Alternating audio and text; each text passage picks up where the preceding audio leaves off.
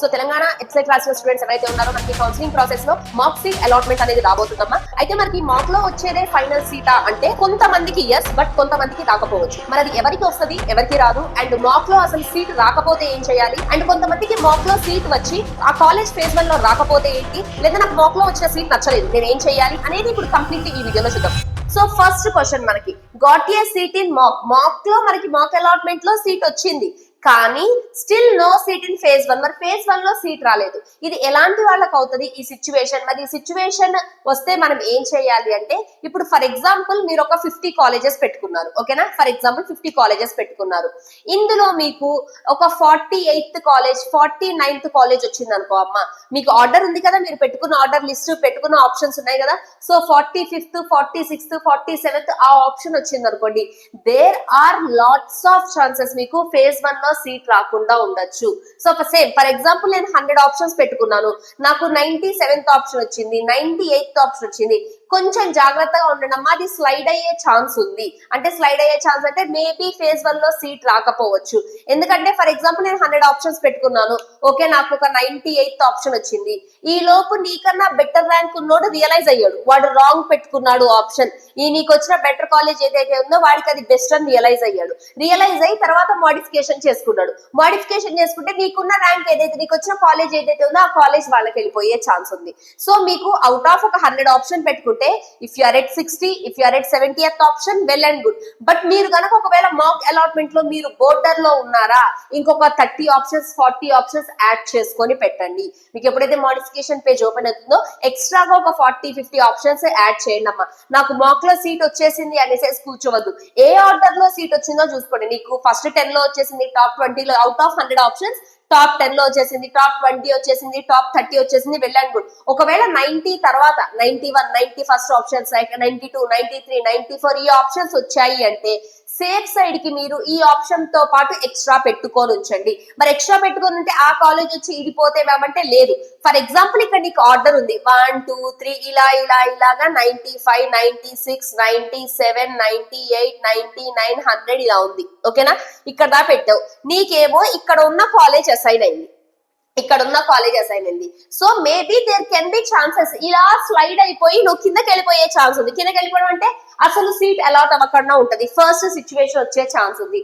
మరి సిచ్యువేషన్ ని ఎలా అవాయిడ్ చేయాలి అంటే, ఈ ఆర్డర్ యాజ్ ఇట్ ఈస్ ఉంచండి, దీన్ని తర్వాత యాడ్ చేయండి అమ్మా. 101, 102, 103 అలాగా ఒక 30-40 ఆప్షన్స్ పెట్టుకుంటే ఏంటి అంటే మనకి సీట్ ఎప్పుడు అలాట్మెంట్ ఇచ్చినా ఇలా ఆర్డర్ లోనే వెళ్తారా. మేబీ ఇంతకన్నా బెస్ట్ కాలేజ్ రావచ్చు నీకు, లేదా నీకు అనుకున్న కాలేజే ఫిక్స్ అయిపోవచ్చు, లేదా ఒకవేళ ఇందాక చెప్పిన సిచ్యువేషన్ ఎవరైనా బెస్ట్ ర్యాంక్ ఉన్నోడు రియలైజ్ అయ్యి వాడు మార్చుకున్నాడు ఆ ఆప్షన్, ఈ కాలేజ్ వాడికి వెళ్ళిపోతుంది, నువ్వు ఇంకా కిందకి వెళ్ళిపోయే ఛాన్స్ ఉంది. సో అసలు సీట్ రాకుండా ఉండడం కన్నా ఏదో ఒక దగ్గర సీట్ రావడం బెస్ట్ కదా.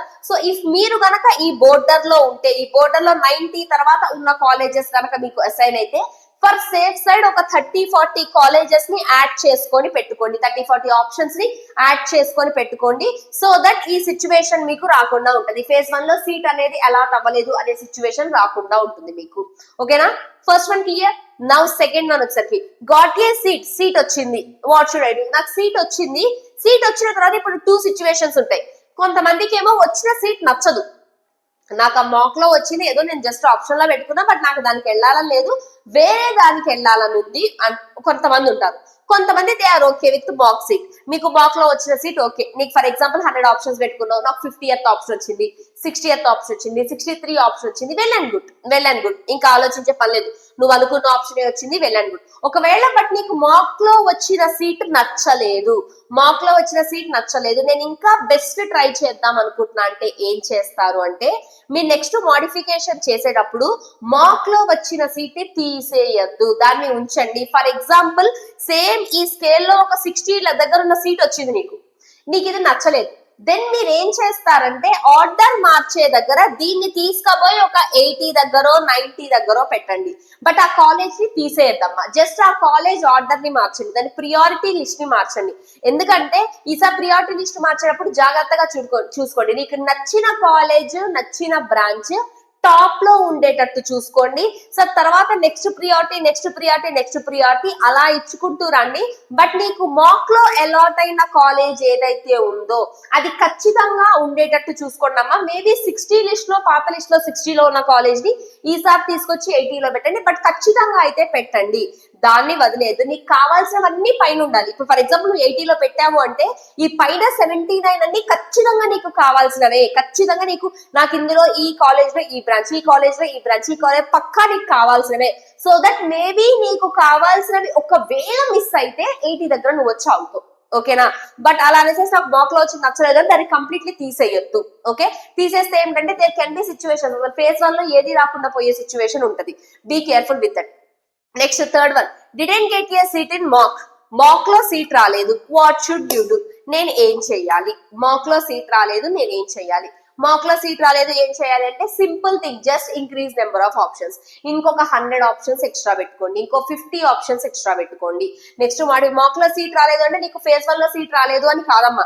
మాక్ లో సీట్ రాకపోయినా సరే నువ్వు మోడిఫికేషన్స్ చేసుకుంటే ఫేజ్ 1 లో సీట్ వస్తుంది నీకు. సో ఏంటంటే ఇంకా ఎక్స్ట్రా నెంబర్ ఆఫ్ కాలేజెస్ ఒక్కసారి చూసుకోండి నీకు వచ్చి. ఇప్పుడు చాలా మంది ఏం చేస్తున్నారు, ప్రిడిక్టర్ ని యూజ్ చేయడమో లేదంటే ఏఐని యూజ్ చేయడమో ఏదో ఒకటి చేస్తున్నారు, చేసేసి పెట్టేస్తున్నారు.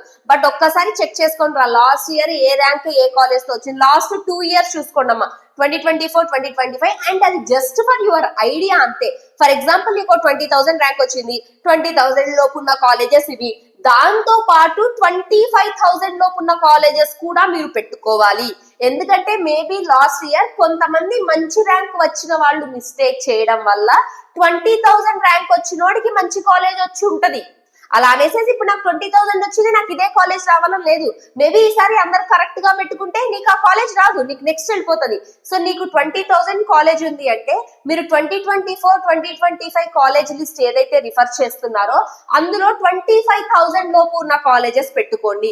ఇలా కొన్ని ఎక్స్ట్రా నెంబర్ ఆఫ్ కాలేజెస్ ని యాడ్ చేసుకోండి. సో దట్ ఫేజ్ 1 లో సీట్ రాదు అనే సిచ్యువేషన్ లేకుండా ఉంటుంది. క్లియర్? సో ఇంకా మీకు ఈ మాక్ అలాట్మెంట్ గురించి, ఫేజ్ 1 గురించి ఇంకా ఏమైనా డౌట్స్ ఉంటే do let me know in the comment section. Thank you everyone. Bye bye.